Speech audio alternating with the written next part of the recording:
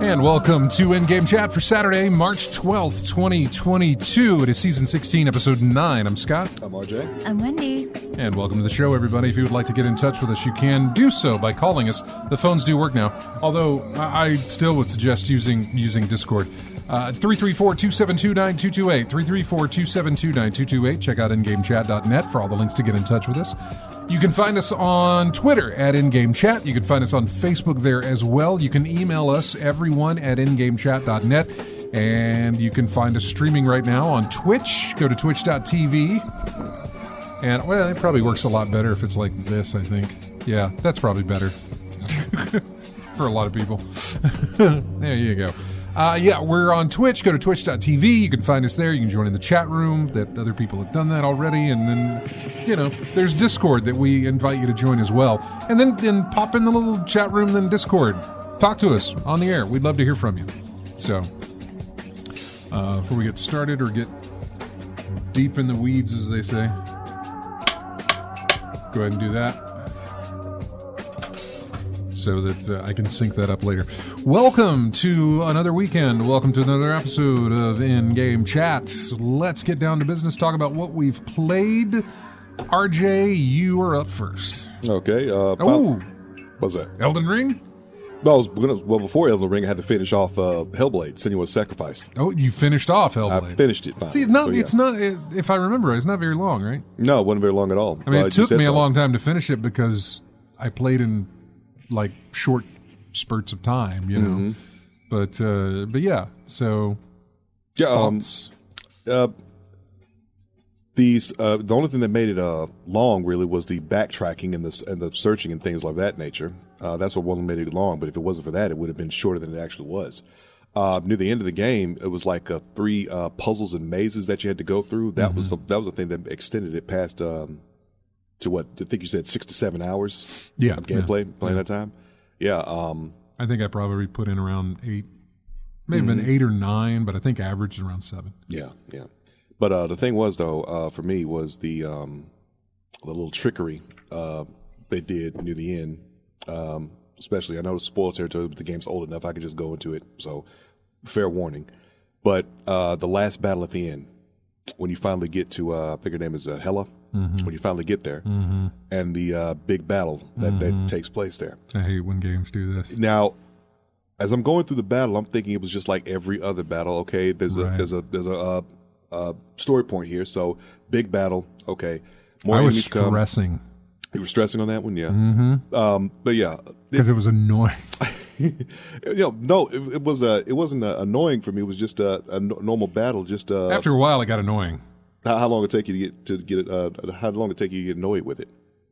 To the point where I said, "I'm done. I bet I'm supposed to die, or supposed to. I bet I'm supposed to just let this. You know." Did say that. I remember. Yeah, because you were frustrated. Like in the middle of doing it, I was saying, "I bet this is one of those parts where I'm supposed to die." But I kept going because I was still at full health and things were going okay.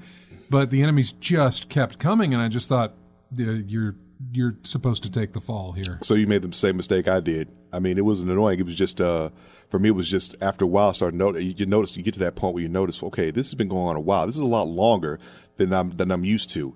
I'm guessing because it's probably because I'm near the end and anything, so I'll just keep going. Mm-hmm. And I kept going, and I kept going. And I made the same mistake that I did in this game frequently. I didn't listen to the voices in Senua's head because they tell you over and over again, let it go. Mm-hmm. Let it go. Yeah. But I kept getting up because that's what I was used to doing throughout the entire game. Except that the voices in your head are constantly trying to get you to turn around. Don't go to the next room. Don't go in there. You can't do this. Don't go in there. But you keep going, right? Yeah. Because there's plenty of times where there's been a new area or a door that you're supposed to go through, and the voices are like, "Oh no, don't go there. Wait, don't step there. Don't go there." Fear. Yeah, exactly. It's fear from that, yeah. But do you listen to them at that point? No, because there's still more game to go. You have to go through there because that is the path that you have to take. The game wants you to go in that direction. Yeah. You have to go. Turning back, listening to the voices will do nothing but leave you in the same space, and absolutely nothing will happen. Mm-hmm. Yeah. So why listen to them now? Well, you always listen to it when it says behind you. Well, you always in a battle. Whenever you hear with the voices in their heads go behind you. I did not play with headphones on. You did? I did. Yeah. See, I didn't play with headphones on because Wendy was watching me play the game, and so I couldn't. In that case, I guess you have to crank it up loud. You would have to crank it up annoyingly loud, I would think, in order to catch those with everything else that's going on. Yeah, we could hear the voices from time to time, but really when you heard them, or at least when I heard them without wearing headphones, were either when they were loud enough for you to hear, when it was trying to make a point that the voices are in your head type of thing, right? That was fine. When they were small whispers, when they were louder noises, when they were louder for whatever reason they were louder, and I can't remember. Yeah, it has a meaning to it. I mean, no matter what's going on, you hear when she tells you that someone's behind you to look out. I did the first couple of times when I was fighting those first two bosses at the very beginning of the game, but I rarely heard, and mostly I think this was my own design because I tried to position myself to where I didn't like the fact that I could eliminate one enemy and I knew that it would spawn two more or something like that, but those could be behind me. So a lot of the times I tried to keep my back to a boundary so that I wouldn't have to worry about what's behind me. Yeah, obviously it doesn't always pay off. That it doesn't always stay that way. You battle, you're moving around and stuff. But for the most part, I didn't have to worry about hearing them tell me that there's stuff behind me because I tried to keep that from ever happening. Obviously, in the fight that we're talking about at the very end, you're in a circular position, so there's really there's plenty of ways for you to get. You're going to get surrounded in that battle. Yeah, where you're going to get surrounded and stuff. Yeah, and especially when Hela lets out that the black mist that stuns you and allows them to get around you even more so. Yeah. But yeah, it was just a matter of me not paying attention to the voices in her head telling me to let go. That made it go longer than it should have. I don't remember those voices when I was doing that big battle, other than the fact that the voices were. It sounded like sympathy. Like feeling sorry for me or something like that about, you should stop or you should just let this go or that sort of thing. Yeah, that's the thing. Pretty much the whole point of the story. But why listen to him then if you haven't listened to him before? I understand the back thing. I understand during combat when they say back, but for other things. Anyway, it goes against, and I don't mind when games do this. This was what I was trying to bring up the last time we talked about this. Yeah. Guardians of the Galaxy did one of the same things where the point of the battle was to stop. The point of it was to not do it.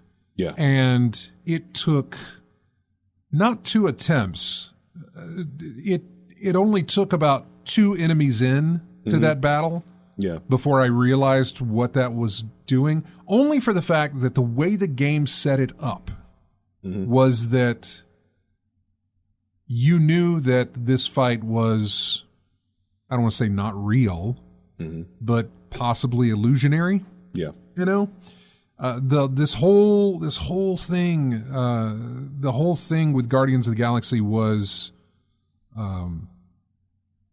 was a very internal look to every single member of the team almost. Mm-hmm. I think there's a few you didn't get that from, and I think Groot was one of those. Maybe in some dialogue you got a little bit of a backstory on him, but almost every single other character, and in Rocket you got some backstory on him, a lot of backstory on him actually. Yeah. But Gamora and Star-Lord and Drax were heavy backstory motivation type things where you learned a lot more about them and even played through a lot of their past or whatever the case was. It was almost deep dives into these people's motivations, past, that sort of thing. And so this particular fight that we were in had already been set up as sort of not necessarily a flashback, but some other way that sort of told you that what you were fighting wasn't real, but also that it made sense in that sense. When you knew that what you were fighting wasn't real, it was like, well, then it's okay to die. If this isn't real, then I can let go and succumb to whatever this thing is supposed to do. And when you do that, that advances the story. Yeah. And I want to say that happened maybe twice in Guardians. There were two sections. One I'm specific about. Then there was another one that you'd go into a room, an arena-like place, you'd kill them, the team would have some sort of dialogue, you'd make a choice, and then you'd move further, and as you went down this hallway, you came into... It was like you were going in a circle every single time. You'd come back to that arena, and the fight would start again, and you'd have a choice, and we'd make the choice, and we kept going. And eventually, I can't remember what it was, but I either decided to pick a different dialogue option, or I decided to just back out of the fight or stop. I can't remember what it was, and that broke the loop that we kept going in. So there were two instances like that where the game inherently put you in a position to do something that you don't normally do as a gamer. Yeah. You know, you have these mechanics that are built into your entire being as a gamer, I guess, which is your gamer memory. Keep going. Yeah. You know, it's like, oh, well, I got to fight these guys and go through. I got to fight these guys and go through. No. This is where you're supposed to just die. Normally, that happens at the beginning of games. You know how, let's look at... Prelude or something like that. Darksiders was one. Metroid is another. I think Metroid. Or maybe it's Zelda or anyway, it's the games where, and I hate that, I don't like this either. They start you off with everything you need and take it away from you in the first mission or the first introductory level. So Chaos that you have Legion did that. Yeah. So you have to go through the entire game to collect all this stuff back and be this awesome thing that you were at the beginning. I hate when they do that. I hate when they give you a taste of, here's what it's going to be like. Well, why? What's the point of that if you're just going to strip it from me and then I have to go collect all that stuff? Motivation to get it back. You can still put that in the story without giving me the ability to do all this stuff because, I don't know, it's an annoying... I don't like that. I've never been a fan of that in games. Probably early on when they were doing this, I didn't really even care because I didn't see it, but I got to see it a lot over time. It became a trope as it is, but that... let's give the player the abilities and then take the abilities away so they go back and collect them and then they can learn how to use them as they go. I get that. I totally understand that. But you don't have to do it. You don't like it. You don't have to do it that way. You know, you can just start out with like my goal is to beat this boss, and as I go, I have an upgrade. Great, here it is. I can do this with it or something like that. Every other game does this, by the way. If you think about it, almost every game that you play that has character progression, and I don't mean story-wise, I mean upgrade paths, things like that, where, the grind. You go through this. Every game does that, most every game does that. God of War, the one with the Viking stuff, didn't start you out, everything full. You played through and you upgraded your weapon, you upgraded your armor, you did all that stuff as you went. Every game does that. If you were to put that same thing into Darksiders, I guess, the one that it really sticks out to me is Darksiders, because you start out as that you're just amazing, and then everything gets taken away from you. I'm still doing the same thing. I just didn't get that taste of it at the beginning. I don't know. It's a small nitpick on games. They're always going to do this. There'll always be this sort of way that they do this. It just the way they choose how to put it into the narrative of the story they're trying to tell. You know, I guess if it fits, that's great. But a lot of the times, it doesn't fit me as a player. Yeah, I mean, I get why they do it, make it stand out from the rest of the groups that do the same thing over and over again, just a different kind of way. But I think the first time I experienced anything similar to that with Senua's Sacrifice was back in '93, an X-Men on the Genesis, because you had to do something that no gamer would ever even consider doing. You had to turn it off, advance the story. Reset. Yeah, you had to reset the computer. Yeah, you played the entire game. You get to basically the plot of the X-Men in the Genesis game. For those who don't know, it's you're stuck in the Danger Room simulation. It's a simulator that the X-Men train in, but they're stuck in it. So I think Mojo or some of it had something to do with they got stuck in the simulation, and everything in there is basically set to maximum danger level. So if they die in the simulation, they die for real, basically, right? So in order to get out of there, they had to. They were told that they were given instructions to completely reset the system. Right. That's the things you were given. Completely reset the system. And so you get to the end of the game and you hit this switch and everything is like reset on screen that you see on screen. But there's a timer on the left side of the screen that's just constantly whittling down. And if you don't reset the system, you're going to die when that time runs out. Right. So you hit the switch and you're thinking, okay, I've reset the system. Everything should be fine. No, the timer's still going down. And then you get a warning from Professor Xavier telling you, you have to reset the system. What am I doing wrong? I hit the switch. There's nowhere to go. And you're jumping all over the screen, using all your powers and abilities, trying to figure out. And you're freaking out, trying to figure out, what do I have to do to reset the system? I did everything in game. No, you have to get up out your seat, walk over to your console, hit the reset button, and that advances the storyline. Now, in every game you've ever played up to that point, you've never had a reason to hit the reset button unless you're done with the game, you messed something up completely, or you want to start over all the way from scratch. But yeah, that was something implemented in the game. And so when you hit the reset button, instead of seeing the Sega logo, you see a bunch of binary code come up on the screen, and then you get a cutscene, and now the game goes on as intended. So yeah, I think a lot of folks got really ticked off at that, and I haven't seen anything since. I never played it like that since. Well, there was, and I'm sure there's people listening in the chat rooms or wherever they are. Metal Gear Solid did something. The Psycho Mantis fight. Yeah, in Metal Gear Solid. Take the controller out of port 1 and put it in port 2. It was reading your files and things like that. Yeah, where it kind of played with the player. That's fun. That's interesting. Yeah. That's the back of the code on the back of the game case. Why is the in-game character talk about the case of the game? Why is it? Oh, that's the codec code. It's printed on the back of the game case. Yeah, it was a neat little thing. Yeah. It was very much a Hideo Kojima thing, and so that I'm okay with those. You know, I'm okay with things like that. That's interesting because it is so out of left field. It's so completely out of the ordinary. It's I do agree that it does go against like what you're kind of, you know, ingrained in as you play games throughout your entire life. That don't reset the system in the middle of a game. Don't unplug the controller and put it in a different port. I totally understand that, but that's one where it reaches beyond the game itself into your world. Yeah. You know, into the real world type of thing where you have to do that. This other trope that we're talking about is it's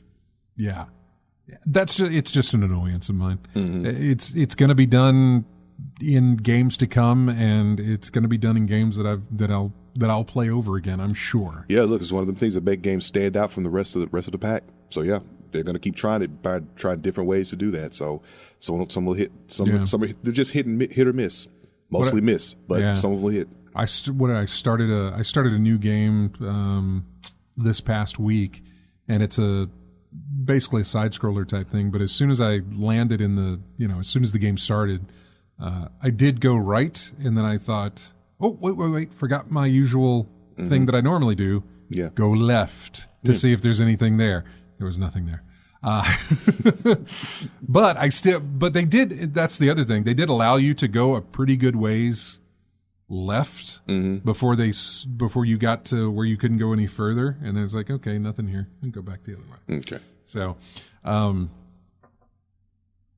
yeah, I don't know. I'm probably making it sound like it's something that I just cannot stand and will turn a game off if it happens. That's not the way it is. I just don't like when they do it. Yeah. Just annoying to you. Yeah, I think so. I don't know if it's annoying to me because it feels like they fooled me, or if it's annoying to me because it feels like it's a cheap gotcha moment, you know? Mm-hmm. Like, let's just work against what they normally do, or whatever the case. What was it? There was another game.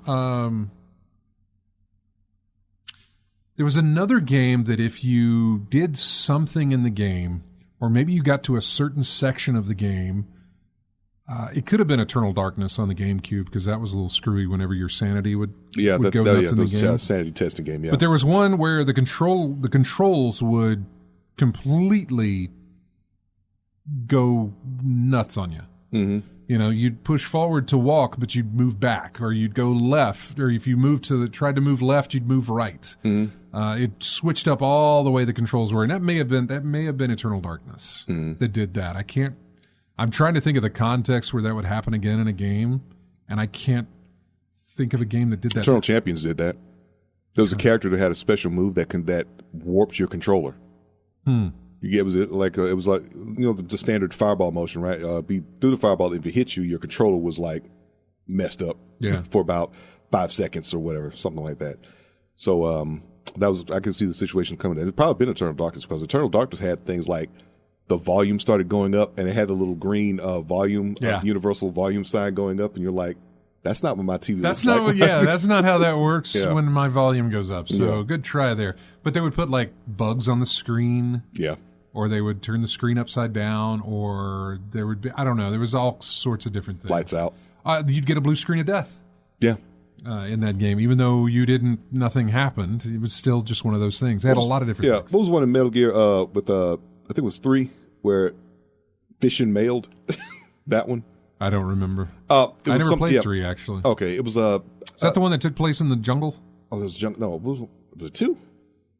The one with Raiden as the main character. No, that was the other one. Wasn't that 2, but on the GameCube? I'm not sure. I'm getting the numbers. Okay, 3 was the one. Okay, not the one with the snake in the past in the 60s. I'm talking about the one with Raiden. That was 3. With the past in the 60s. That was 3. Okay, yeah. The one with Raiden was the main character, and some virus got into his. Some virus was out, and it started messing with things. So it started messing with your perception. That may have been Twin Snakes. Okay, well, whatever it was. The point I'm trying to make is that a game over screen would come up, and it said mission failed. Mm-hmm. So in the middle of this big firefight with a bunch of other soldiers that you're going against, the screen would pop up. The game over screen would pop up, and it said "Fission mailed." And the screen was like small now, so now I couldn't see what I'm doing, but I'm still got to fight these guys because the virus is like messing things up. It was messing with the whole thing. Yeah, messing with everything else. Those are fun little things. Yeah. I get that. When it kind of escapes into your world in a way, that's fun. And I'm not saying the other way isn't fun, like when it's supposed to get you to do something you don't normally do in games. Like I said, I think it's a cheap trick. Mm-hmm. And never seen that reset button trick ever again on any game actually since then. I would say in Guardians of the Galaxy it served the story. I would say in Hellblade it did serve the story at the end. I mean, it obviously did. Yeah, the point I was trying to make was that Senua had to just let go. Yeah, because there was no getting him back. The problem that I had with that in Hellblade is the same problem I had with Hellblade altogether. Mm-hmm. Is that there's nothing to inform you, and I don't necessarily know that there has to be anything to inform you. But we already dealt with what we dealt with at the beginning of the game. I got lost because it didn't tell me where to go, or there were all these sort of how do I block? How do I do? There's nothing there to tell you anything about it. Yeah. Nothing at all. It's just hitting the start button and looking it up again. And so I think that my beef with that particular mechanic of the game that I have a problem with is just another on the stack of here's issues I have with this game. Still a great game. I can't not recommend the game. It's beautiful. It is very well done, story wise, and it's great to look at. And there's fantastic story. I actually do enjoy the gameplay mechanics of it as well. It's simple. It's simple and easy to pick up. It is. They just didn't have. There was just nothing to tell you any of that. I would have enjoyed. Did you want a tutorial? No, I don't necessarily know. Maybe, or not even a tutorial. Because how would the basic game tutorial fit in a game like Hellblade? That's where I'm getting. That's why in this discussion right here, right now, I'm starting to put this together. Where it's like you can't make a tutorial work in the way. So they're really putting you in, so to speak, in the shoes of this woman. Yeah. You're in her shoes now, and so how would a tutorial fit? You've already trained because of what she's been through. She went through these trials and things like this before the game. In story wise, she went through these trials, because she wanted to become a warrior and fight. Yeah, and she couldn't because her mind was going a little nuts. Yeah, but a tutorial I guess wouldn't fit in any kind of a context. Prompts for things to do, I suppose, wouldn't fit into. They made it work when you could slow down. Made it a hallucination. When you could slow down time with focus. Yeah, they could have made a hallucination like she's seeing icons in the air or something like that. I don't know. I guess if you look at it that way, which is how I should look at it, because that's exactly the way I just described the way I looked at it through Guardians. Was that here's the context of the story, so it works in there. So I guess if I could wrap my head around what they're actually trying to do, put you in the head of this woman who has all of these, these mental issues, a lot of mental issues, then this is a broken mind. Yeah, then this is how it's going to play out for her, and as well as you as the player, since you are playing as her. I suppose that works. I could be willing to pull that back. I probably at that point in the game I was very frustrated anyway because I knew I was getting close to the end. Like, here we go, just got to get going, and like, okay, we're gonna finish off these last guys. God, they keep coming. And just getting stressed about through the whole thing. It's like maybe I'm supposed to die here, and then you die, and then that's how it goes. That's how it goes. Fine, fine, so. Right. So I finished it off with so basically I finished the game off and I did that one trophy I didn't get, the one for finding all the story elements. Yeah, I didn't get that. Yeah, I got there's about 6 or 7 I missed on the wheel, but well. But do you think you'd play through it again just to get that?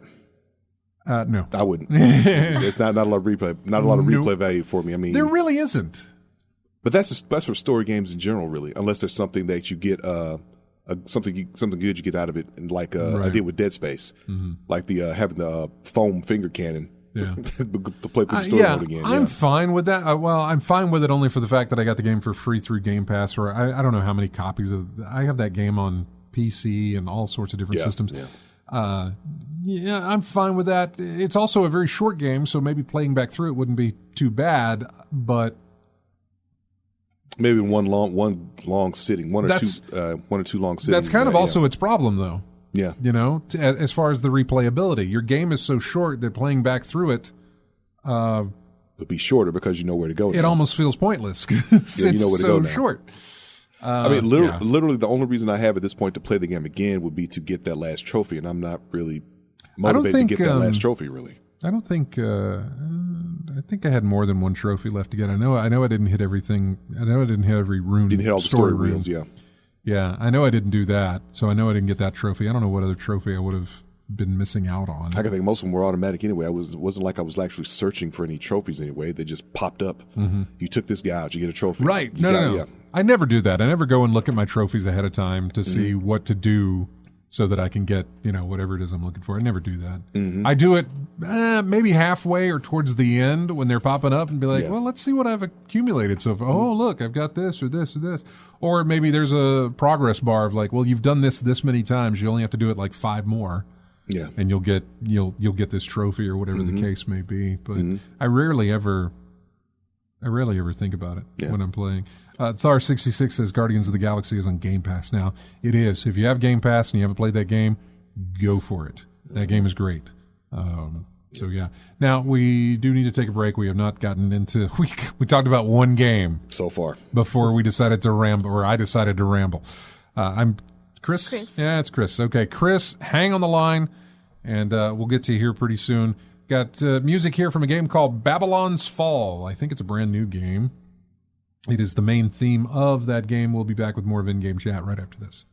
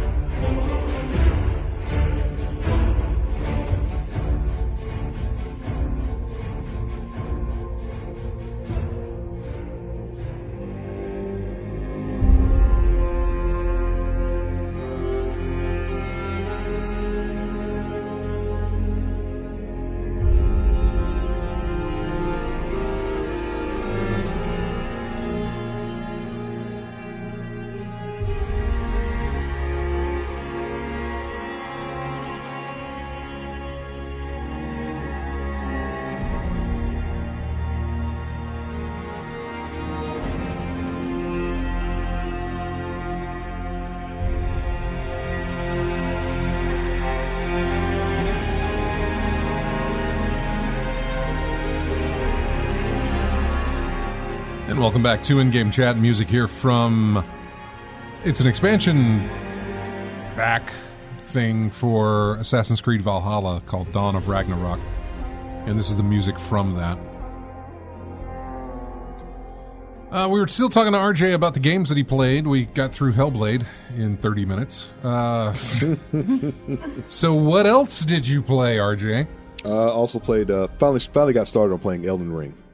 Yeah. Finally did get started on that. So playing it on PS4? PS4. Standard PS4. I think I've said before that Elden Ring feels like basically a compilation of all the good stuff of that From Software has put out lately. So basically like From Software, like Soul Series All-Stars, basically. Just the best elements of each one's put together in one title. How much have you put in? I've put about 6 hours into it right now. Started out with a confessor. Basically... what is that? The hitman for the church. Okay. Yeah, basically. Incantations, spells, well, the miracles, as they put it from like Dark Souls 3, miracles, basically. Yeah. Magic and swordplay. That's what they're really pretty much all about. So, doing a lot of searching and looking around and gathering things and getting a feel for the game, really. So what gets me about it is what people were saying, and they were actually right. What they've done is they've made a game that retains its difficulty while making it really more accessible to newer players. If you've never played a Souls game before, this is going to be really, really, really challenging for you. But if you're a veteran of the Souls series, the difficulty's still there, but it's not something that's going to be too tedious for you, because basically you know what you're getting into when you get into it anyway, right? So I got into the game and I started doing all the exploring and everything. Boss battles aren't too impossible to get through, but there are some areas in the game, the way it's set up, there are some areas you can get into that you have no business being in. Right. Really, off the bat. As we understand it, the whole thing is just there's no gating. It's not a gate. You can go anywhere you want to go in the game. Now, you may run into what you would consider low-level or, grunts that you normally could take out in different areas, but maybe they're a little bit above your level in this area. That's the sort of, it doesn't block you from doing anything. Yeah. You know you're in the wrong place when somebody shoots you and you die or you lose so much health. Yeah, I mean, there's a character in the very after you get out of the tutorial section, and you go to, I think it's called Limgrave, at the very beginning. The real way the start of your journey begins, really. And you go through there, and right off the bat, off to the right, you see one of those enemies you have no business messing with. Right at the beginning, this big dude in a metal armor on horseback, right? And you can go around him. You can avoid him. It's possible. It's totally possible to avoid him. But if you activate him, aggro him to you, you're going to get into. It's basically a boss fight because you see the telltale sign. You see that long health bar go on the bottom of the screen and the enemy's name. So it's a boss battle right then and there. So you get in that fight, and one of the playthroughs I did was he struck me with my shield up, and I lost about a third of my health. That's with my shield up. With the shield up, yeah. So if it had hit me normally, that probably would have been death or right near death. So, barring that, so after experiencing that, okay, don't mess with him. You're nowhere near strong enough to deal with that enemy. So you got to run around and find another way to get to where you need to go. Which you're guided by the way of the it's not a bonfire. It's called a Lost Grace, I think it's called now. But it's basically a bonfire, a saving spot. There are these little motes of light that leads from the Lost Grace to where you need to go next. So that's a suggestion. You should go this way. Oh, okay. But you got all this area to cover, so you can go that way if you want. But you can go wherever you like. But we suggest you go this way. You can go anywhere in the game.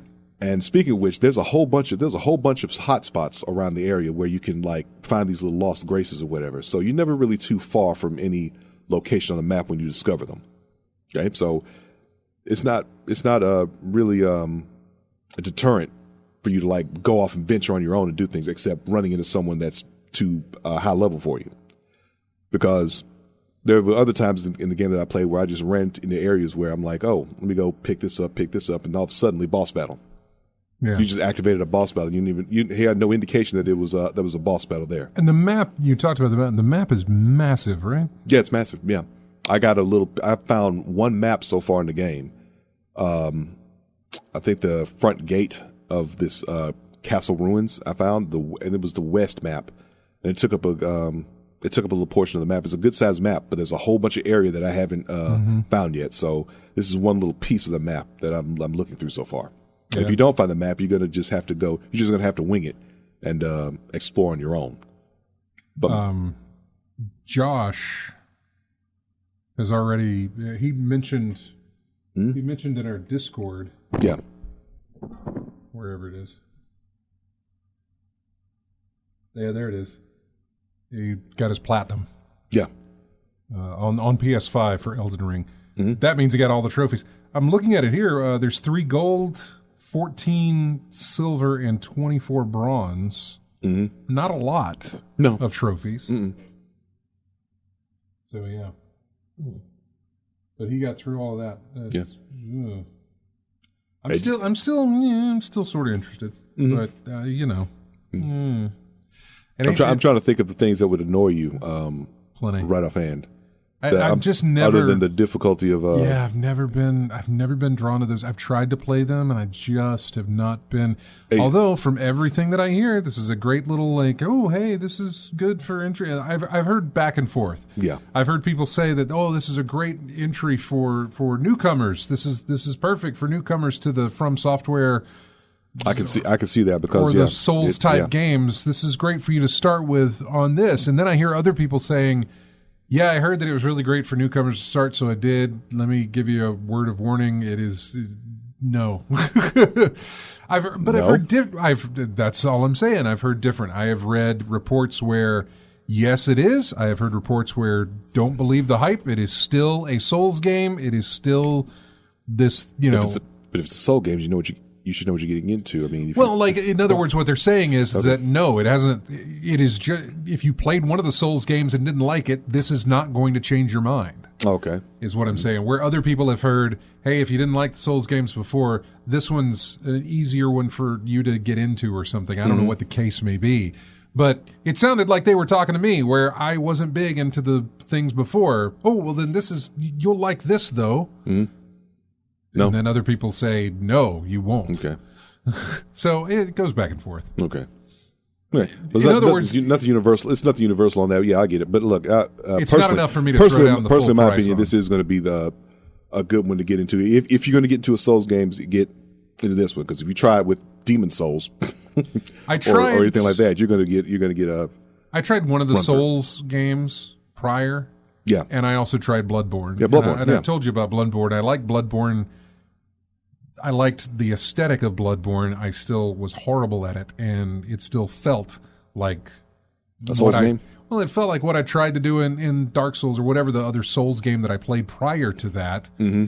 And I still came away from it thinking, man, they can dress it up real pretty, but it's still this game that I really don't like from this. Yeah. And I kind of look at Elden Ring the same way. Because I look at Elden Ring and I'm like, this game's really pretty. Mm-hmm. That's a really good looking game. But if I got into it, I also feel like, oh, nope, it's still the same. Mm-hmm. You know, it does look good. It's got a fresh coat of paint, but you're still playing the same thing. Mm-hmm. I don't know that I'll come into that. It's just one of those things that makes me think that'll probably happen. I don't know. Okay. Yeah, but I'm having a really good time with it. I haven't been able to play with others yet, but eventually down the line I will, because they're way ahead of me right now. Hey, look at the chat room. I mean, Lethal Migraine says it isn't good for newcomers. It's so hard the devs apologize. Thar says nope, newcomers won't last 3 hours in the game. It's hard, frustrating, vague. It's a From Software game is what he says. Mm-hmm. And yeah. So I'm okay to just kind of look at it from afar. Yeah, and just be like, pretty game. Maybe I'll get to it when it's cheaper. I don't know. Maybe I'll get to it when it comes. I have Bloodborne because PS Plus, or I got it for $10. Yeah, I think it was free. Bloodborne was free at one time. Yeah. Yeah. Bama Brian says I noped out after about 30 minutes and got a refund from Steam. So, wow. Yeah. Just Yeah. You'll know immediately when you're in that particular game. I can't say that for all the other games. I don't know that I could say it for every game, but I can tell you now from just having dipped my toe into a Dark Souls, into a Bloodborne, and then putting my toe into the Elden Ring, I will know within, just like Bama Brian, within 30 minutes of like, do I really want to do this? Nope, sure don't. Okay. Maybe. I don't know because I haven't done it, but I would know probably within that amount of time. Okay. Whether or not that this is going to be for me or no, it is not. Okay. So I don't know. Hey, legitimate. They gave it a shot and not for them, so okay. I understand that. Anything else did you play or did you want to say on Elden Ring? No, I'm pretty good. I'll probably get more into it when I see how it is with co-op play. Mm-hmm. Because that's another aspect to it. I mean, because it really did a lot of things that it did with. It gave you a taste of what it was like to have a co-op or being invaded, things like that. Little tips and tricks, tutorials on the way. Gives you all the information that you needed. Crafting. I haven't been able to do a lot of the crafting or upgrading of my equipment yet. Yeah. So I've yet to go through doing that. Because really, something that someone suggested to me was to get all the materials you can, because you can build a lot of stuff for yourself with the crafting kit when you gather all the stuff, and it's plenty available out there. I mean, in the time that I was playing, I've gotten I think about 200 of these roller berries or something like that, and I'm just picking them up over and over again. And when I go to the Lost Grace or Bonfire to reset myself, those things come right back. So I'm easy to pick up some more if I need be. So if I need to grind and get a bunch of them, it's easy to do. Yeah. So I can do that. So I know it's a From Software game. I know that, and I know it's a Souls thing. It's a Souls game. Invented the genre. Yeah. Would you say? I would say you would, but would you say 6 hours that you put into it? Yeah, 6 hours. Is it pulled you in like the previous, like all the other? It's a Souls game. Yeah, pulled me in. Yeah, okay. Yeah. I was just curious. Does that ever happen? So, talking to you because this is your genre. Yeah. This is your home. It's like if you were asking me a question about pinball. Yeah. So I'm asking you about From Software games. Yeah.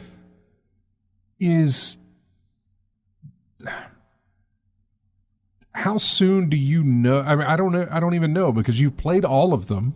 Yeah. And I take it, enjoyed every single one that they made, right? Yes. Okay. Well, then maybe that's a question I can't ask because I was like, at what point do you feel?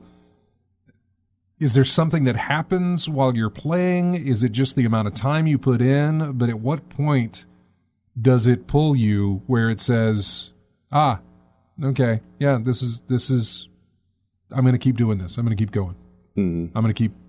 I like this. I'm going to keep playing. Like, where does that happen? Where does it happen? Pretty soon, because I look for the signs that it got from the original Demon Souls that I played. Mm-hmm. It was the allure of having a game that was challenging enough to get through, the difficulty that it was, and knowing that some folks was going to bow out because of that. It's just a sense of accomplishment of getting through a title like that, and it felt all the Souls games I played had that same aesthetic to me. The same thing was going on. A lot of folks was talking about the difficulty of the game and having that not for me.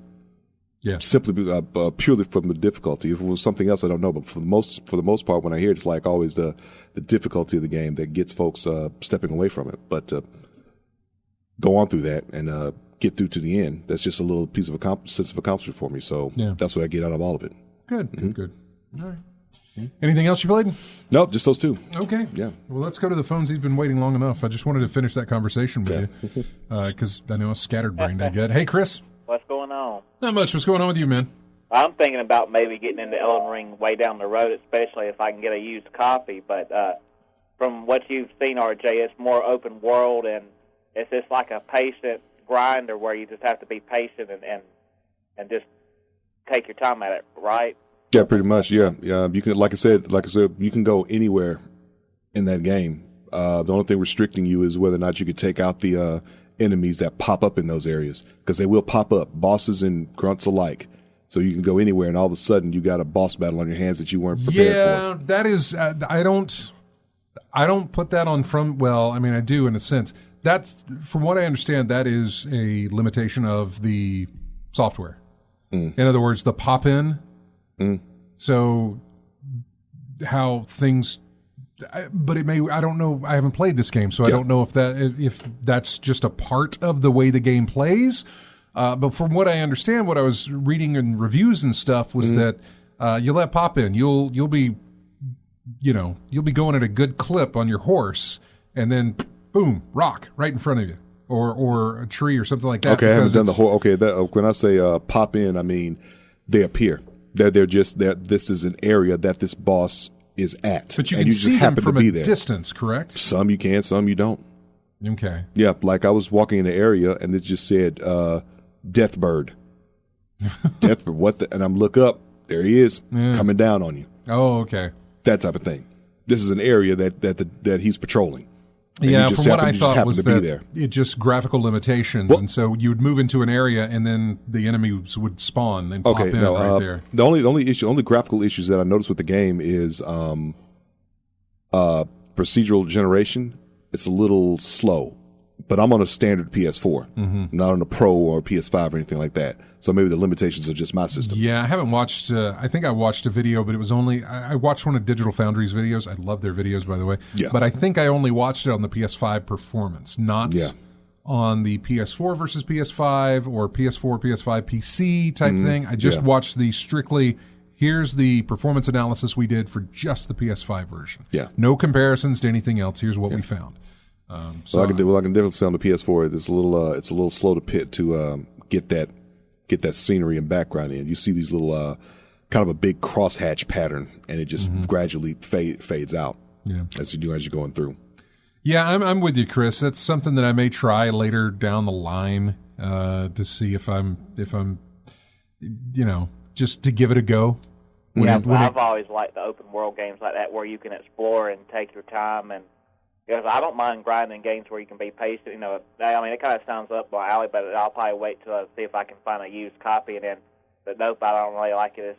I'm not patient enough. I can at least return it used and everything. But also, I did play the new demo of the new Final Fantasy remake that they released the demo for the other day.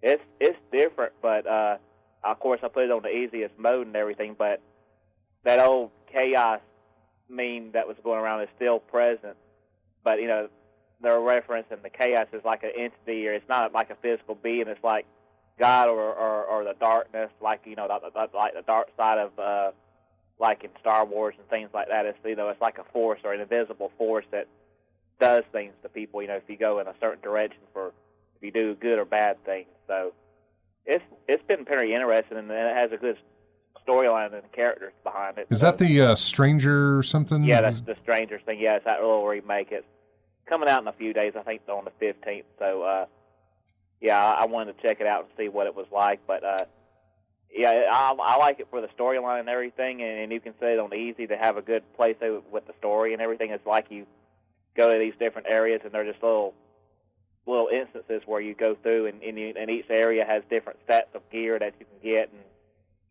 it's probably like a Souls game, but it's way, way easier, and it's just, you know. But it's not like a Souls game? Yeah, it's not there, like, but, you know, it's action adventure, but, you know, like this area gives you stat things around level 8 or level 9, and it's all kind of like gear-based, and you have different jobs that you can get points in to unlock different skills and stuff, so it's, you know, it's an action adventure, one that you can make it as difficult or as easy as you want to supposedly. It was pretty easy for me when I was on the difficulty I was playing it with. But yeah, some of the characters and speeches and everything are a little overzealous, like one of the main characters is. But it may be early in the story like that. But it's just a demo. You know, I mean it's just a demo. But you know, and some of the animations of when they're talking and everything was a little off. But did it sell you on it, or were you already just... I was kind of curious about it. I've already got one reserved, a copy reserved.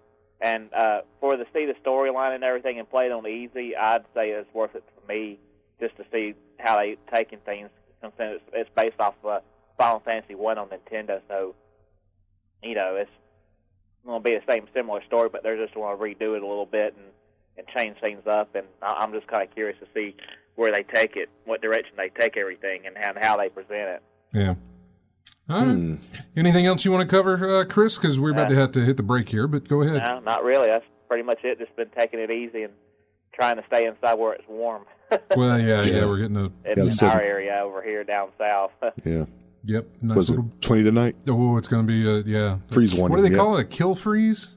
Freeze. Dude, kill freeze like this 21 or 22 degrees, like 6 or 7 in the morning. Yeah, that's here. Yeah, that's here in our area. Everybody's listening. Up north, going to be even colder. So yeah. Great. All right, Chris. Well, take care, man, and thanks for calling as always. All right, y'all do the same, and y'all stay warm. Yep. See you, man. Thanks, now. Bye-bye. All right, bye.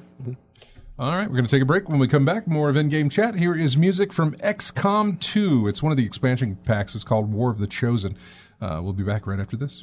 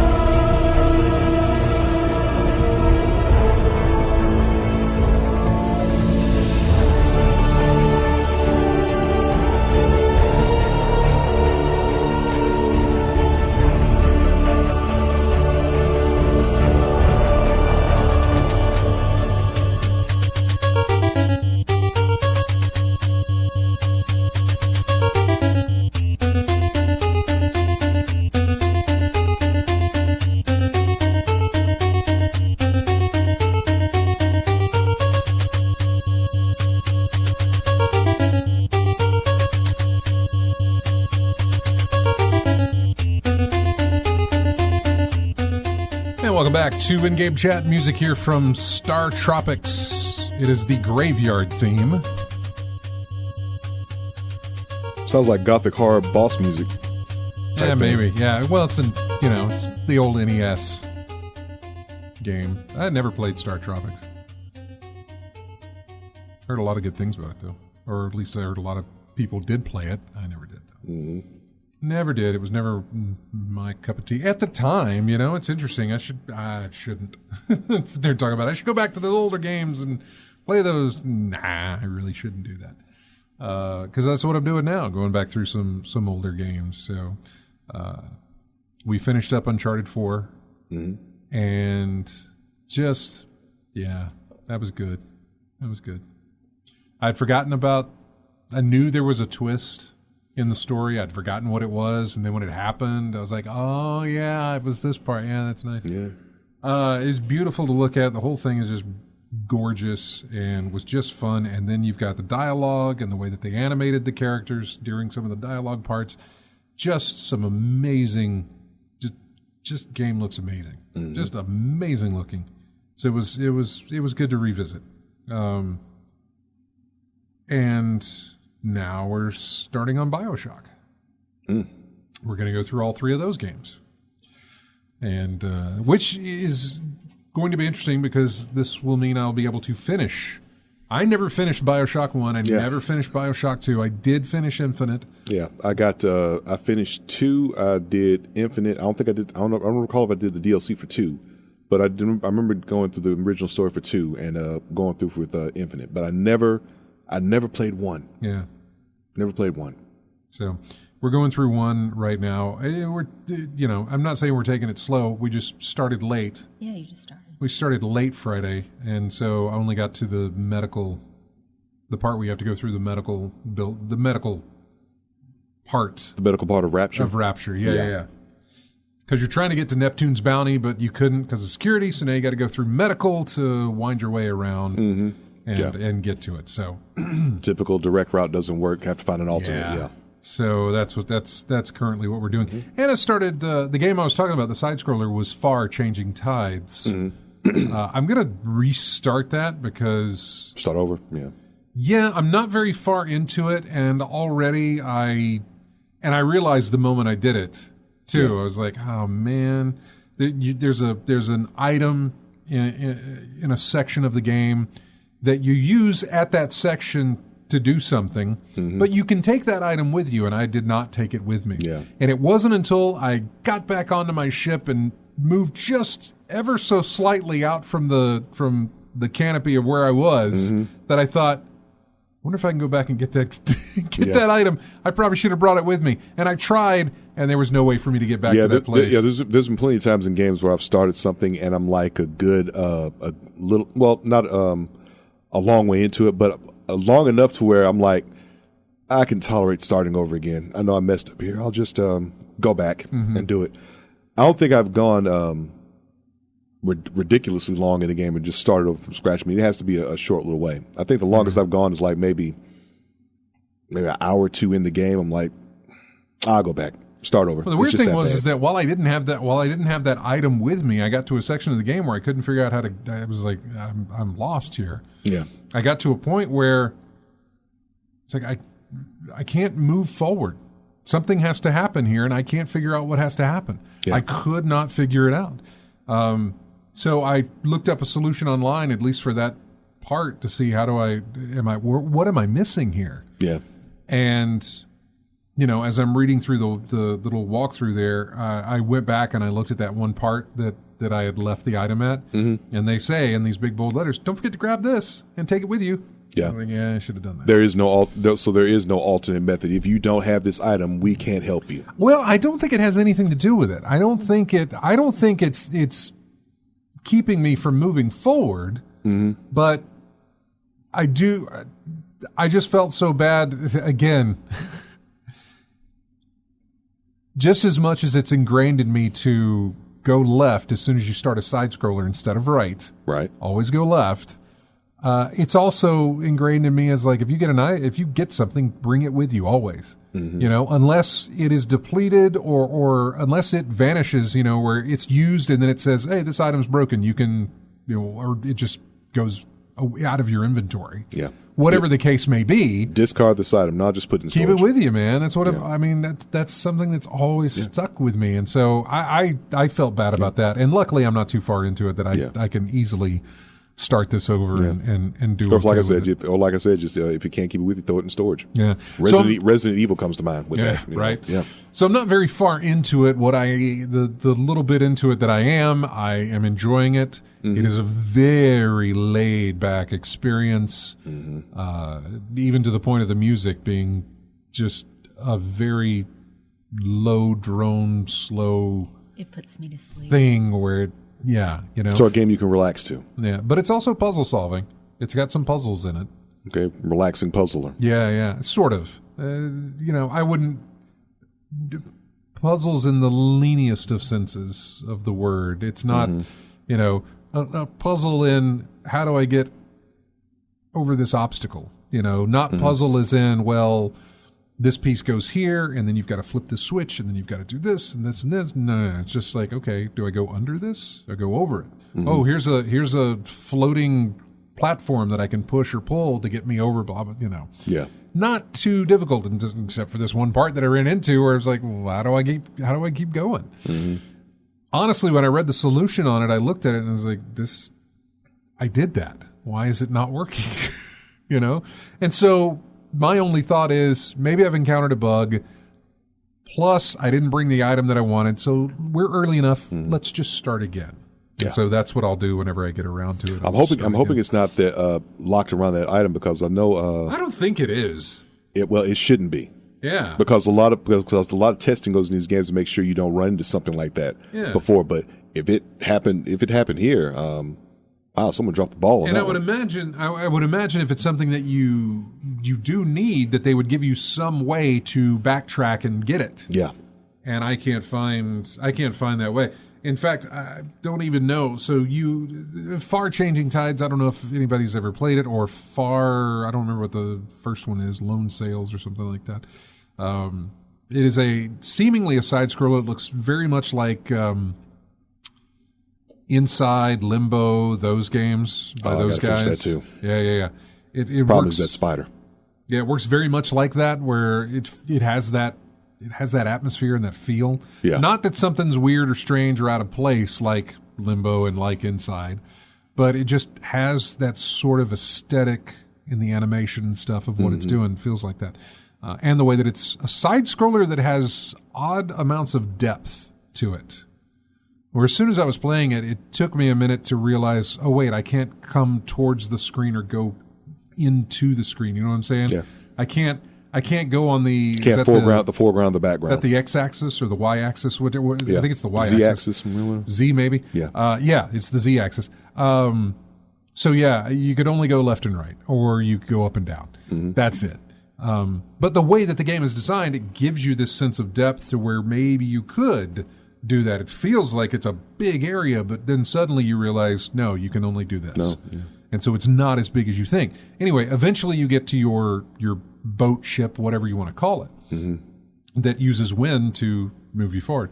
I'll have to look again, but I don't see a way to reverse your ship. You know, it doesn't have a go backwards lever for you to go back.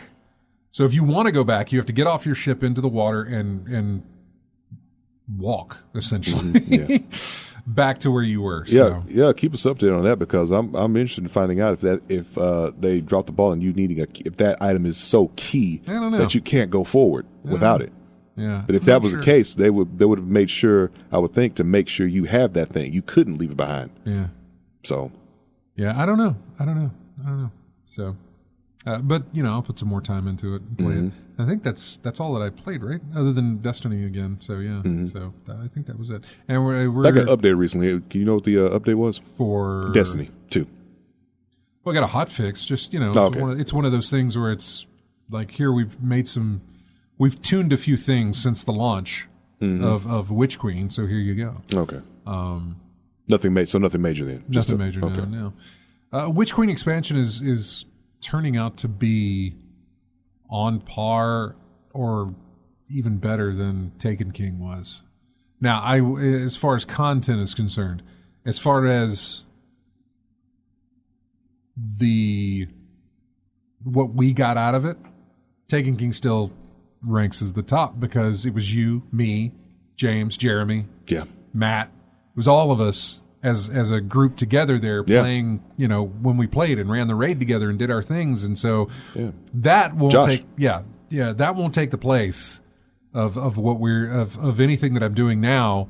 But we do have a raid tonight. Yeah. So I mean, this is us. I mean, one of the lowlights really was us trying to figure out how to get from point A to point B. We couldn't figure out how to jump.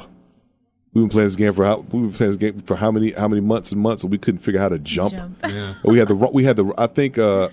I think I had the wrong jump equipped for my Titan. It was like the one that did provide enough upward momentum to get to that ledge. Probably. And then Matt, I think Matt was in the same position I was. He had the wrong jump attached. Mm-hmm. So we spent like a good 10, 15 minutes trying to figure out why we couldn't make the jump. And then then after that we was thinking, which jump do you have equipped? And we're like, that one. Oh, switch to the other one. And then we finally made progress after that. Yeah. So yeah, we'll do that tonight. But what I do want to get across is content-wise. Yeah. Sorry. It feels on par of when you first landed on the Dreadnought in Taken King. Yeah. And it was just this massive area, and everything felt like a labyrinth, or everything felt like, where am I going? What is this? Where's it going to lead to? And you found all these little clues and these little things, and there's just a ton of it to do, and it's starting to the method, the routines, the things I need to do as after reset of each week is starting to get in line for me and how I do it. So, that's working, and it's Destiny. I feel on that, and I won't go any further with it. I need to talk with you off the air, whatever, about modding your armor, or whatever. Because, like I said, I think I'm really attached to my armor, what I got now. So anything I pick up, I can't update it. So something your armor's on a lock, isn't it? It won't upgrade. There are two. I think there are two pieces of armor where it says I can't upgrade and it's locked. It's like legacy item and I can't do anything with it. But you said something about transforming current armor into anything you want it to look like, or something like that. It's not anything. Okay. But yeah, because I was looking at that today. Okay. I wanted to have the look of the. I wanted to wear my higher level armor, which is all sorts of different pieces. It's a hodgepodge, amalgamated, mix of whatever. None of it's in a theme. However, I have collected every single piece of armor from this new expansion. Mm-hmm. That when you wear it, you're in like a uniform, basically. Yeah. And so what I wanted to do was just put the appearance of those on all these different pieces of armor that I'm wearing. Right. That's not available to me yet. I don't know if it's going to be. Okay. So I was just like, okay, I'll just keep looking like, Hobo Guardian. Yeah. Out here putting whatever on. Yeah. That can work there. So, Wendy, did you play anything? What did you play? Wait for it. Oh, what is it? Animal Crossing. Yeah, she played Animal Crossing. Yeah. No, just Animal Crossing. And, I'm getting into the, what is it? What did you call it? I don't know. I put on my little hard hat and I'm going around. Oh, the construction thing. Yeah, I'm just doing things like just that. Messing around with the island. Yeah. The look of the island, the way the island can be. So you're still designing? Yes. It was like interior. It was like interior design one time, and now it's like out. Now I'm outside. Now you're outside. Yeah. The snow is gone. I need to get outside. Yeah. Mm-hmm. But yeah, that's it. Yeah. And just watching you play now Bioshock, and I'm excited about that. So. Yep. Her favorite genre, folks. Yes, murder. Yeah, there's plenty of that in Bioshock. Yeah, a lot of folks losing their lives like that. God, my goodness. You got a favorite power set yet in Bioshock? Well, no, because I've only gotten the lightning hands so far. Lightning hands, okay. Electro bolt or whatever the thing is called. That's all I've got so far. I'm trying to remember if I'm trying to remember if there was I think it was the one that makes people go nuts. Like a rage-inducing plasmid or something like that's that. In there. Okay, yeah. I think if I'm remembering right, it was like the old poison darts from Assassin's Creed, where you could shoot them and then they would go crazy and attack your enemies and stuff. Ghost of Tsushima did that too. Yeah, the hallucination dart. I meant to tell you, I picked up. Well, I didn't pick it up. GameFly did, which is odd for me to go back to GameFly, but GameFly had a sale, and Ghost of Tsushima was on the sale. The director's cut for PS5 was $30. And so I picked it up, and so it's getting sent me. When you buy from GameFly, even though you're buying the disc used, the disc is the only thing that's used. The codes that come with it, all the inserts, everything else, none of that gets sent to the people. Only the disc gets sent to those people who rent it, and then they send it back. So I'm getting a brand new case, everything else. It's just the disc that will have been used. Yeah. Not any of the codes, none of that. You're going to get all of that stuff. Nobody's used them. Yeah, heck, they take about 6 years to expire, don't it? It takes a while, yeah. So, I mean, I'll be fine with that, and I'm okay with it. But that's good then. Yeah. The codes, got the goods, they work. Yeah. It was the price I was looking for during Black Friday. Yeah. And missed out on brand new. But this feels a little bit like you're getting it brand new, basically. Yeah. Nobody's used the codes or anything like that. It's not used in that sense. So, yeah. Semi-new. Wow. Thar finished Horizon Forbidden West, 100 hours. Yeah, I'll get around to it. Goodness. 100 hours. I plan on playing the first game through. Yeah, before I get in there, yeah. Like that way I can probably pick up the second game cheap. Yeah, if not free by then. I've said before, by the time I get around to playing the second game, I have to play the first one first. By the time that happens, I'll be over and done with. Okay. Let's see. That was, and she said she'd played Animal Crossing and watched me play Bioshock, so there you go. As far as news and stuff to go over, there's some quick hits to talk about. Epic Games has suspended their sales in Russia. Elden Ring became Steam's 6th biggest game ever, according to concurrent player count. Activision Blizzard has halted sales in Russia as well. The co-op for Halo Infinite won't launch with Season 2, whenever that is. Forspoken got delayed. We got a little bit of that from the State of Play from Sony this week. And Is that Forspoken? Isn't that was that the demo with the girl doing magic in the desert? Yeah. Okay, yeah, that one. Okay. Yeah. Oh, yeah, totally. Yeah. And the one that, Amy Hennig, I think, is working on some of the help with some of the story elements or something. She's a consultant or something like that on it. So, yeah, the State of Play happened, and what did we get out of there? Ghostwire Tokyo, they showed some more of that, or at least a new trailer for that. Stranger Paradise, that's what Chris was talking about with the Final Fantasy Origin. There was and so they showed off a trailer, then boom, here's a demo. You can go play it. Now you can download it now. Forspoken, they showed off a new trailer and gave the new date, which was October the 11th. Gundam Evolution, we'll get a network test in the spring for that. That was, I don't know, I'm not a Gundam guy, so I didn't really pay attention. The Cowabunga collection from Teenage Mutant Ninja Turtles. Konami's releasing this. 13 Ninja Turtle games in one package. Going all the way back to that really, really annoying first Ninja Turtles game on the NES that I bought, or that I have. I say I bought it. I don't remember. I feel like I bought it because of how disappointed in it I was.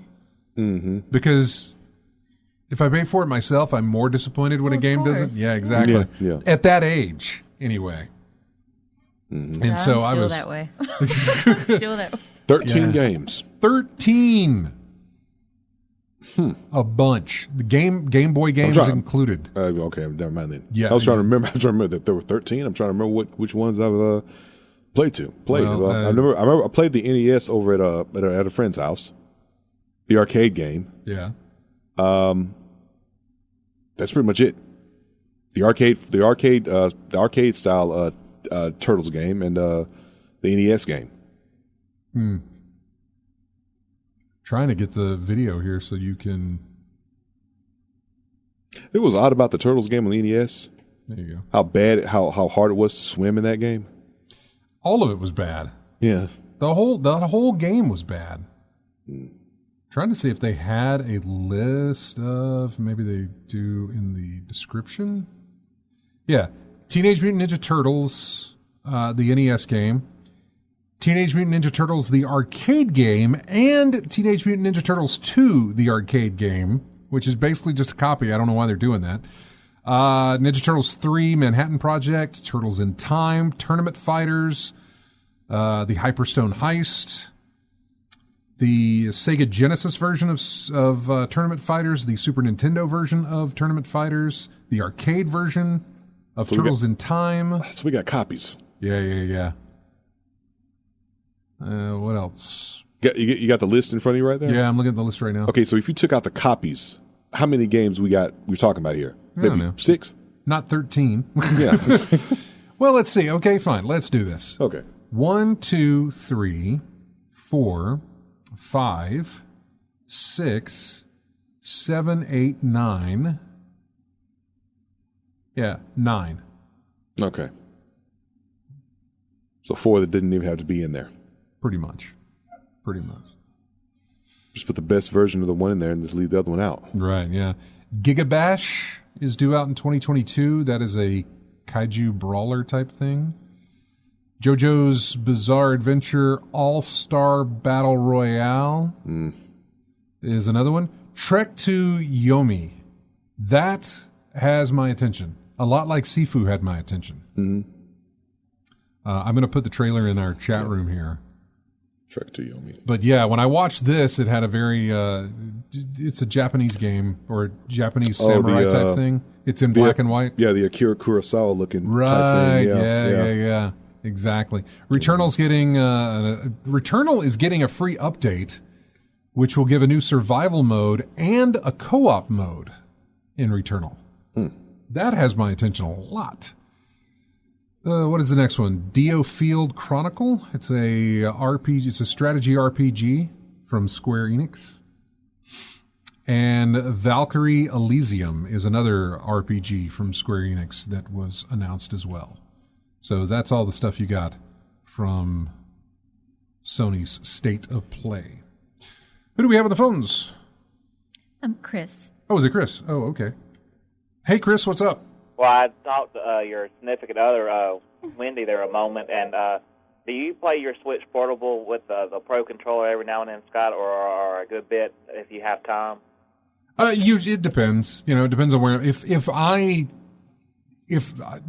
I'm at the house, I'm usually playing it with the Pro Controller because I'm playing it on that screen. So. Yeah, I was curious because I usually take mine to work every now and then during lunchtime to get some gameplay, portably with it, and I just use the Pro Controller with it. And I'm planning on making me a wooden stand. You remember some of those different toys you can get that are made out of wood where you can snap the pieces of wood together and it's form-fitting? Yeah. Well, I made one similar to that to hold my cell phone at the proper angle, and I want to make one for my Switch. And she wants one. Are you interested in one as well where I can make 3 of them? I mean, if you're going to make one for her, it'll be mine as well. Yeah, that's what I'm saying. I mean, if you did, would y'all want 2 of them, or do you think one would be enough? We only have one Switch, so okay, so one would be enough. Only one would really be enough. So okay, yeah, but I appreciate it. Thanks, man. Yeah, I just wanted to talk to you, but she was down for it, and I wanted to see if you wanted another one or if one would be enough. So. No, one's fine. Okay, and I can. What color? What type of wood do y'all like better? Like a light wood grain or like a dark wood? I don't know. I'm just curious. Let her flip the coin on that because I've got one that looks like it's a dark wood, and then one that's like a birch. It's like pine color. That's like 1/8 inch of plywood sheet or a 1/4 inch plywood sheet. That's what I'll make the stuff out of. So if y'all prefer one type of color to Tell another, you what, send me some messages on Facebook. Send me some, Okay, well, I'll talk to y'all through Facebook. Yeah, that way I'll show her the pictures, and then we can decide from there. Okay, that'll work then. All right, man. All right, see y'all later. Bye. Later. Bye-bye. Take care now. I do want to bring up what... that's a new person. Scapania? I guess I should do a chat room roll call. There's a lot of people here. Thar66, Stephen Van Dam, Scapania. I hope I'm pronouncing that right. Not that it matters, I guess. Ninatella, Lethal Migraine, Lapracon 9, Lana Ray, L.A. Kaylee, Cax Ips 06, Evan 04111, Drug Degenerates, Commander Root, Casino Thanks, the Judge, I'll say that, Badger Dash, A10, another TV viewer, and AC Wraith, all in the chat room. So, hey everybody, thanks for showing up. I wanted to mention what Scapania had mentioned, which was because I do have that in our show outline, and I need to find out where I put it. Yes, the $10 bundle that gets you $6,500 worth of games, books, music, all goes to help folks in the Ukraine. It is from the itch.io. $10, you'll get about 900 games. 991 games for $10. They have almost hit their goal of $5 million raised. 93% of the way there. The offer, the thing still ends in 5 days. When did it start? Yeah, I don't know. I was about to say. Like about a week or two ago, maybe. About a week or so ago, I think. So almost 5 million in 1 week. Yeah. No, yeah, it's a lot. Jeez. Wow. What do we have on here? Skatebird, Backbone, those are good. Wonder Song, that's always good. That's good as well. Let's see. Figment. Super Hot is in there. What else do we have? There's a lot. I can't go over 900. Baba Is You, a short hike, Night Call. That's good. Cook Serve Delicious 2 is in there. Minute Celeste, also good. Jotun Valhalla Edition is in there. That is good. Minute, I already said that. They Bleed Pixels is another one. Towerfall Ascension. These are all really, these are good games. For $10 to get these games, yeah. I've been seeing this pop up, but I hadn't actually done anything, so I need to go over there and buy these. $10 to get all of these games. There's a ton of games here. Oh, AC Ray says the goal keeps increasing because they keep hitting it. Yep. It's a lot of good indies. There's a lot of games. You're not going to play all these games, but you're going to have 991 games for $10 for this thing. The backlog is big enough, but still. Yeah, it is massive. We need to take a break. When we come back, we'll hit whatever's left of the news here that we've got. Here is music from the new raid, from Destiny 2. The Witch Queen the raid is called The Vow of the Disciple. And this is one of the tracks from that raid.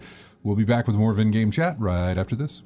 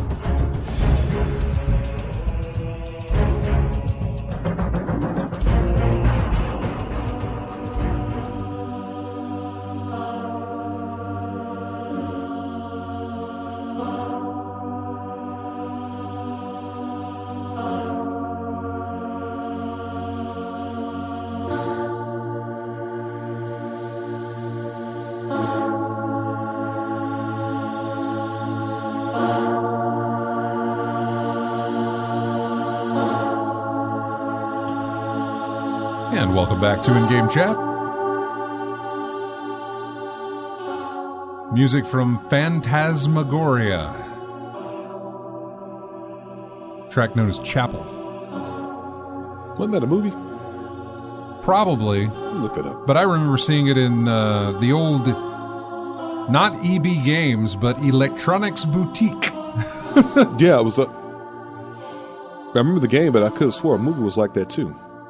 I was playing PC games, getting into PC gaming at the time, and so walking into Electronics Boutique, I had to go to what used to be the massive wall of PC games because those boxes were huge.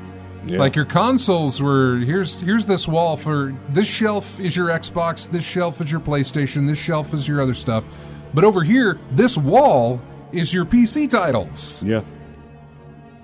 And so I think I just finished up Seventh Guest. Yeah.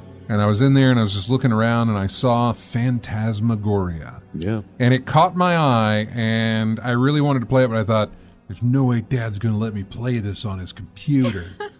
It's all... It doesn't... the name alone would probably have said nope. Yeah.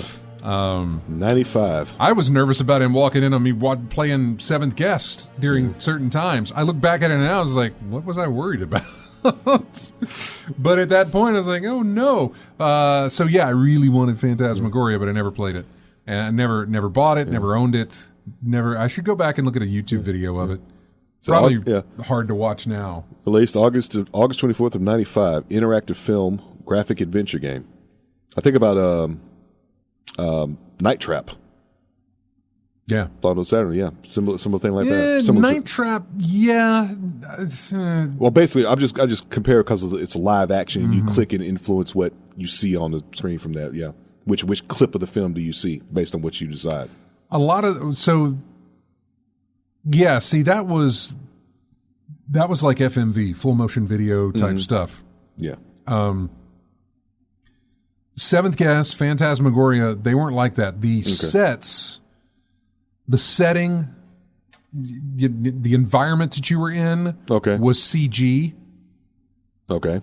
And then a lot like what Myst did, which was they filmed the actors doing their parts in front of a blue screen, and then those actors would be put on the set of, you know what I'm saying? Okay. Those would be superimposed into the setting of the game itself. Okay. FMVs are all filmed. There's nothing CG there. It's all done. It's all live action. Everything about it is live action, and you get to pick how the next thing portrays.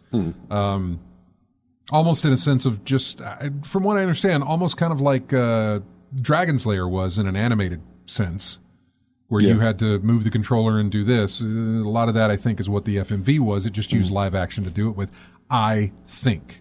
I could be completely wrong. I don't know about Phantasmagoria because I actually never did play it. So, well, a trip to YouTube will solve. We'll figure it out. AC Rate says Phantasmagoria had a woman in skimpy clothes on the box to make you expect the game was naughty, but it was just camp horror. Yeah. Maybe, I don't know. Well, let me look up the box art for Phantasmagoria. Phantasmagoria box art. Hopefully it's not going to tell me the movie. Oh, okay, see, let me look at this. Yeah, see, I didn't know what that was when I was a kid. That was like a statue or something. The black and white one? Yeah, the black and white one where it looks like they're wearing some robe or something and their arms are outstretched, I suppose. But yeah, I didn't make any sort of... Yeah, see, that didn't... Yeah. Yeah, none of that. Yeah, it just, that was it. It was like, oh, here's another game. I just played Seventh Guest. Here's another thing. I want to play it. Yeah. It seems new. At the time, it probably was. So. You know, every time we talk about box art, I keep thinking about Phalanx. Oh, yeah. Because box art that really gives you no indication of what the game is about. Yeah, no. That was weird box art. Strange box art. Yeah. Got your attention though, didn't it? Yeah, because it was like, what is going on here? And no. By the way, that the raid from Destiny 2 that started last week, over 500,000 people attempted that raid on the very first day. Nice. How many succeeded? Only 30-some thousand. Okay. 32,000. I think it was somewhere in the park of 32,000 people actually did complete it. I did play 11th Hour, the Seventh Death sequel. Bama Bryan says, did I play 11th Hour? I did, up to a point, because there was 5 or 6 discs for that, CDs for that game. Oh, yeah. And towards the end, the computer, I had a fail on the load with something on the 6th disc or the last disc, whatever it was. A disc that I needed to put in there to progress wasn't reading right. It was having a problem reading, and that's going way back on my PC. Is that the most discs you've had to deal with one game? 6? Because I think 4 is the most I've ever had to deal with. 6 is probably the most, I think. Now that doesn't count floppy disks. That doesn't count 3.5. Yeah, I'm talking to CDs now. Yeah, that doesn't count the 3.5 discs. Yeah, no. But CDs, I think 6 was the most that I had to deal with. Yeah. And I think I dealt with that on not only 11th Hour, but also, I believe, Riven, the sequel to Myst. Yeah. I think had 5 or 6 discs. Is 4 is what I had to deal with for me. Panzer Dragoon Saga was for me. Most was that on console or PC? Console. Most I've ever had to deal with is 4. Mm-hmm. Saturn. Yeah. Yep.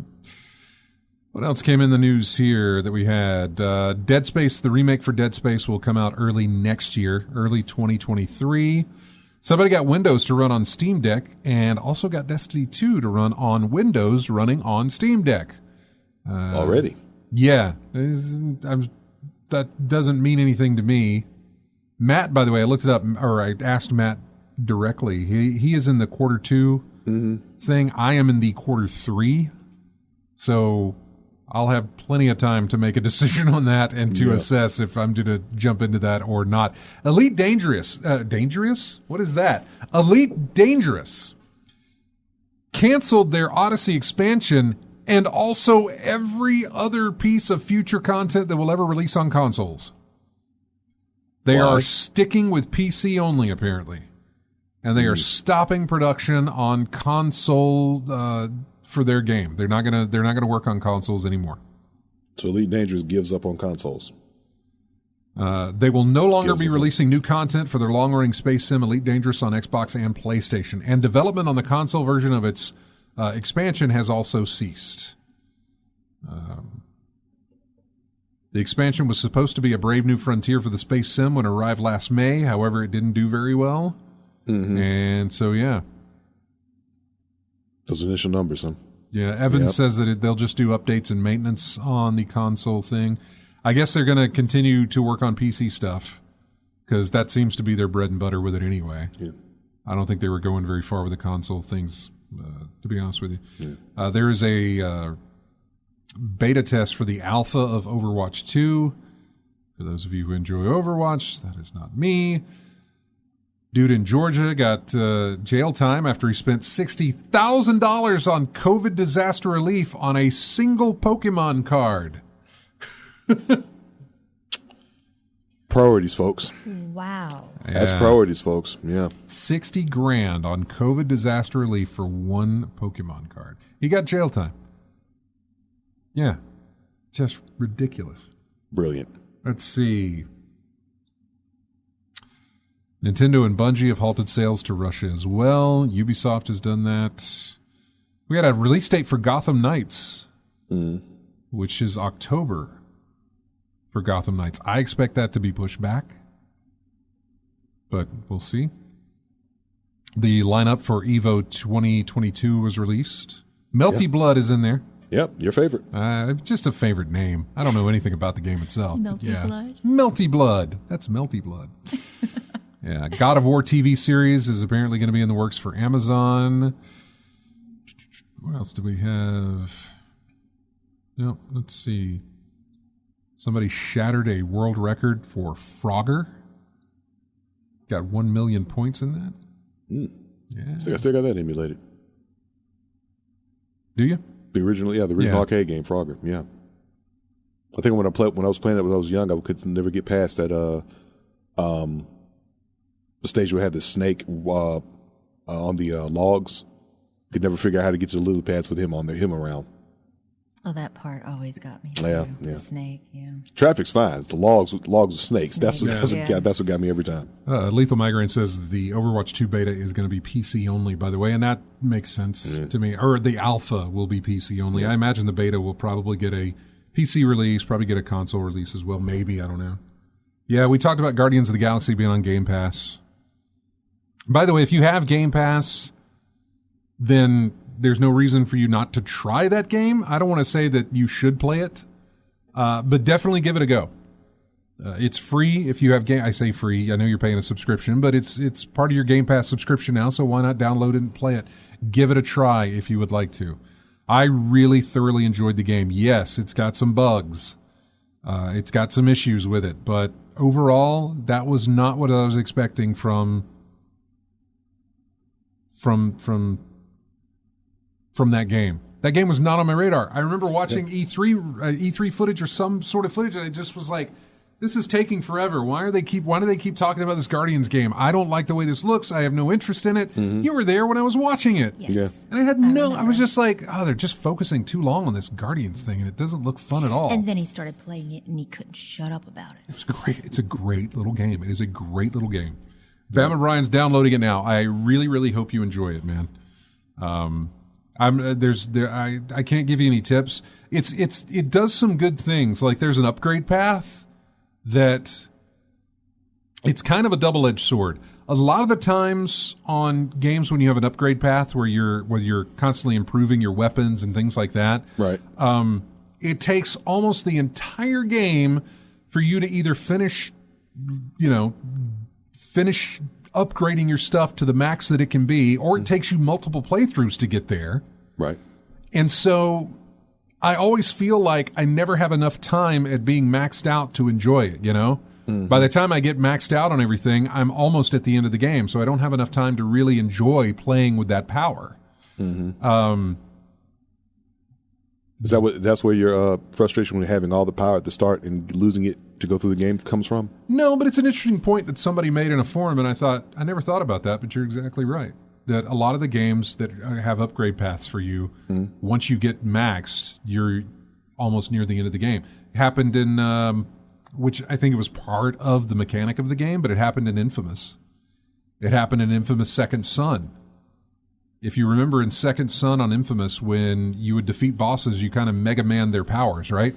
You would get whatever. I never played Second Son. Well, I played the original Infamous, but if I recall right, I didn't spend a lot of time upgrading anything. I got like 2 powers that were really good, and I kept it that way. Those bits at the top. I think you maxed out, you get like 14 to 15 of those things. Yeah. I got through with like 5. I didn't have to charge up a lot. That's fine. Because all you could do is like, because people was talking about charging up, all you got to do is like fire a few no-cost bolts at something metallic and then charge the energy off of it, and you're back to full. Yeah, you don't. You don't have to necessarily do that. But most games, when you get to near the end of the game, that's when you are able to max out your stuff and you go through it. Yeah. But yeah, this one you will. If you do it properly, you'll be maxed out long before you get to the end of the game, and it doesn't hurt. It doesn't make the game easier or tougher or anything else. It's perfectly fine the way they did it. You don't feel like a god, but you do have some nice little things that'll help you out, Yeah. Which is weird. By the way, when you get to the god part of the game, it's great. Anyway, we've got to go. I don't want to reference the character, but his dialogue and everything else is fantastic. Thanks for everybody who's joining us. Thank you all who are in the chat room. We appreciate you every week for showing up. It does mean a lot. That's why I try to reference you guys every single time that you're in there, because we like having you in there. We like talking to us, and telling us about these things and kind of getting our mind back on track. So thank you for that. Subscribe to us on YouTube, subscribe to us on Twitch and Twitter, and join our Discord. We'd love to have you. Here is music from a game that I enjoyed playing so very much on the SNES way back when. It was developed by some people who worked at what would become Pixar. They left that and worked on a video game called Uniracers. I've talked about this before. It's just unicycles on a racetrack. That's all it is, but it's so fun. Anyway, this is the music that comes from the fourth race, is what it's called. Anyway, that's it. Have a great week. We'll see you next Saturday.